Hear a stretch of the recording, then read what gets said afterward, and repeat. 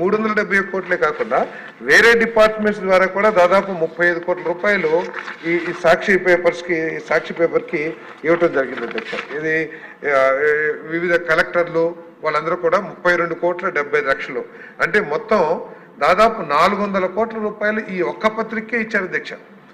371 32 అంటే 403 కోట్ల రూపాయలని ఈ ఒక్క పత్రికే ఇచ్చారు 5 సంవత్సరాల్లో. అన్ని పత్రికలకు కలిపి దీంతో పాటు సమానంగా సర్క్యులేషన్ ఉన్నాయి, దీనికంటే ఎక్కువ సర్క్యులేషన్స్ ఉన్నాయి, నేషనల్ మీడియా ఉంది, అందరికి కల్పించింది మాత్రం 488 కోట్లు మాత్రం. కాబట్టి పక్షపాత ధోరణి చాలా స్పష్టంగా అర్థమవుతుంది అధ్యక్ష. కాకపోతే అది చేయటానికి ఈ జీవోని అడ్డం పెట్టుకుని చేశారని చెప్పేసి ఉద్దేశం తప్పితే పక్షపాత ధోరణి లేదని చెప్పడానికి నేను ప్రయత్నం చేయట్లేదు అధ్యక్ష.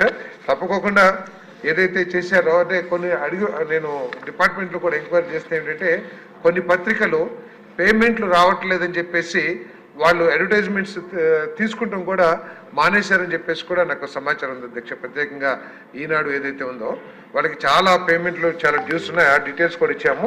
ఆ పేమెంట్స్ రాకపోవటం మూలంగా వాళ్ళు అసలు ఈ అడ్వర్టైజ్మెంట్స్ తీసుకుంటాం కూడా ఆపేశారని చెప్పారు అధ్యక్ష.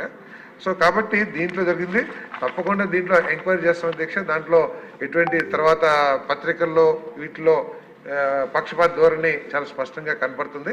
కాబట్టి దాని మీద తప్పకుండా చర్య తీసుకుంటాం. ఏదైతే ఈ జీవో ఏదైతే అన్నిటికీ ఇవ్వాలని చెప్పేసి ఏది సెక్రటేరియట్స్ అన్నిటికీ ఇవ్వాలని ఏదైతే ఉందో అవన్నీ కూడా ఈ డిపార్ట్మెంట్కి సంబంధం లేదు అధ్యక్ష.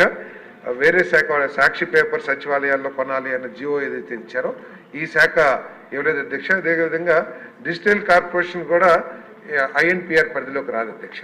కాబట్టి ఈ మొత్తం మీద ఏదైతే మీరు హౌస్ కమిటీ అంటున్నారో తర్వాత తప్పకుండా ప్రభుత్వం మీతో సంప్రదించి వేయటానికి మేము వెనకాల ఆడాల్సిన అవసరం మాకు లేదు అధ్యక్ష. తప్పకుండా దీంట్లో ఏదైతే జరిగిందో దాని మీద తప్పకుండా చర్యలు తీసుకుంటాం. దీంట్లో పక్షపాత ధోరణి ఉంటే అందరి అధికారుల మీద కూడా చర్యలు తీసుకుంటాం. ముఖ్యమంత్రి గారితో కూడా మాట్లాడి చీఫ్ సెక్రటరీ గారితో మాట్లాడి అధికారులు రిలీవ్ చేయకోకుండా కూడా చర్యలు తీసుకుంటాం అధ్యక్ష. క్వశ్చన్ నెంబర్ 111 ఆరోగ్య